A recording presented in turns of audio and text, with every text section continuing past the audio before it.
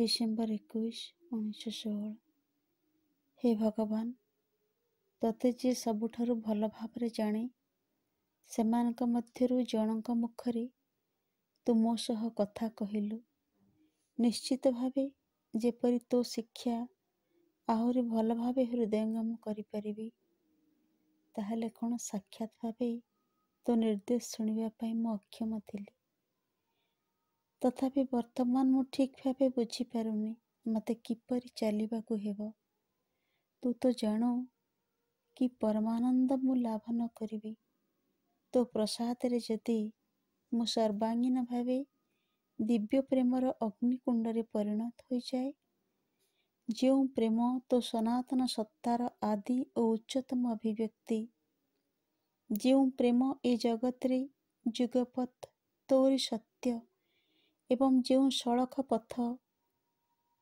ପଥଭ୍ରଷ୍ଟ ମାନବ ଚେତନାକୁ ସେ ଦିଗରେ ନେଇ ଚାଲେ, ତାର ପରିପୂର୍ଣ୍ଣ ପ୍ରକାଶ।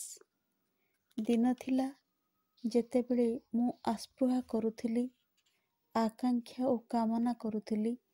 ସେତେବେଳେ ମୋର ବର୍ତ୍ତମାନ କର୍ମାଦର୍ଶର ଅନୁକୂଳ ଏହି ଅବସ୍ଥା ଲାଭ ପାଇଁ କେତେବାର ତୋର କରୁଣା ଭିକ୍ଷା ନ କରିଛି।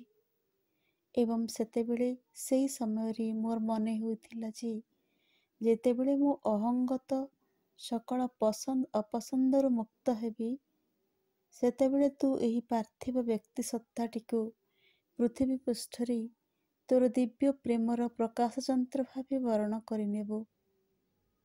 କିନ୍ତୁ ବର୍ତ୍ତମାନ ଯେତେବେଳେ ତୁ ଆଦେଶ ଦେଉଛୁ, ମୁଁ ଅନୁଭବ କରୁଛି ମୋର ଚିରଦିନର ଅକ୍ଷମତା।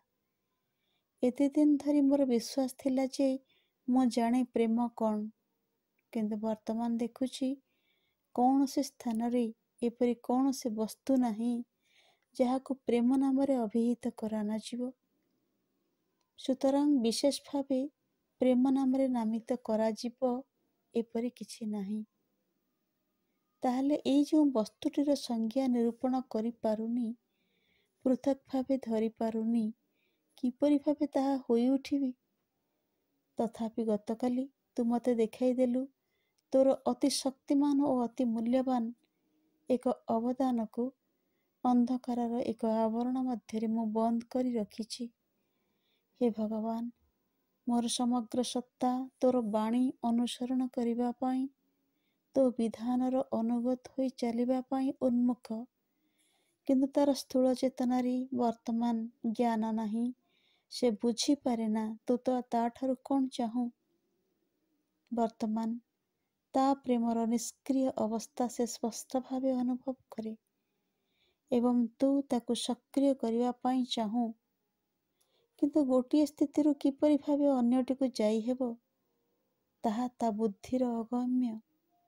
ସେ ଜାଣେ ଏହି ସକ୍ରିୟ ପ୍ରେମର ଅବସ୍ଥା ହେବ ନିତ୍ୟ ଏବଂ ନୈବର୍ତ୍ତିକ, ଅର୍ଥାତ୍ ସର୍ବୋତ ଭାବେ ବ୍ୟବସ୍ଥା ନିରପେକ୍ଷ ଓ ବ୍ୟକ୍ତି ନିରପେକ୍ଷ।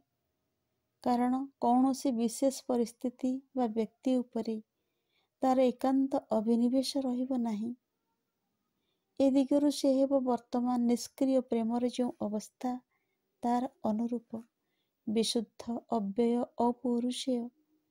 କିନ୍ତୁ ବର୍ତ୍ତମାନ ସୁଦ୍ଧା ଯେଉଁ ବସ୍ତୁ ତାର ବୋଧଗମ୍ୟ ହୋଇନାହିଁ, ତାହା ହେଉଛି ଆଧାରର ଅଙ୍ଗୀଭୂତ ଏଇ ଯେଉଁ ଗୁଣ, ବିଶୁଦ୍ଧି, ଅବ୍ୟୟତା ଆଉ ନୈବର୍ତ୍ତିକତା। ତାହା ଅତୁଟ ରଖି ସେ କିପରି ପୁଣି କର୍ମରେ ବ୍ୟାପୃତ ରହିପାରେ? ଏଥିପାଇଁ ତ ଆଜି ସନ୍ଧ୍ୟାରେ ମୁଁ ମିତ୍ର ଦେବତାଙ୍କୁ ପ୍ରାର୍ଥନା କରିଛି।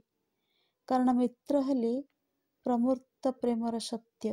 ତାଙ୍କ ପାଖରେ ଯାଚଜ୍ଞ କରିଛି ମୋତେ ସାହାଯ୍ୟ କରିବା ପାଇଁ, ମୋର ଅଜ୍ଞାନ ଅନ୍ଧକାରକୁ ଆଲୋକିତ କରିବା ପାଇଁ, ମୋର ସଂଶୟ ଭଞ୍ଜନ କରିବା ପାଇଁ, ମୋର ସନ୍ଦେହ ଦୂରୀଭୂତ କରିବା ପାଇଁ, ଶେଷ ବାଧା ସବୁ ଦୂର କରିବା ପାଇଁ, ଏହି ସ୍ଥୂଳ ଯନ୍ତ୍ରଟିକୁ ଅଧିକାର କରିବା ପାଇଁ, ଯାହାଫଳରେ ତୁ ତାଠାରୁ ଯାହା ଚାହୁଁ ସେ ଯେପରି ତାହା ହିଁ ହୋଇଉଠେ। କିନ୍ତୁ ମୋର ବାକ୍ୟ ଶଙ୍କାକୁଳ, କଣ୍ଠ ମୋର ଅକୁଶଳ। ଜାଣେନା ମିତ୍ରଦେବ ମୋର ପ୍ରାର୍ଥନା ଶୁଣିଛନ୍ତି କି ନା।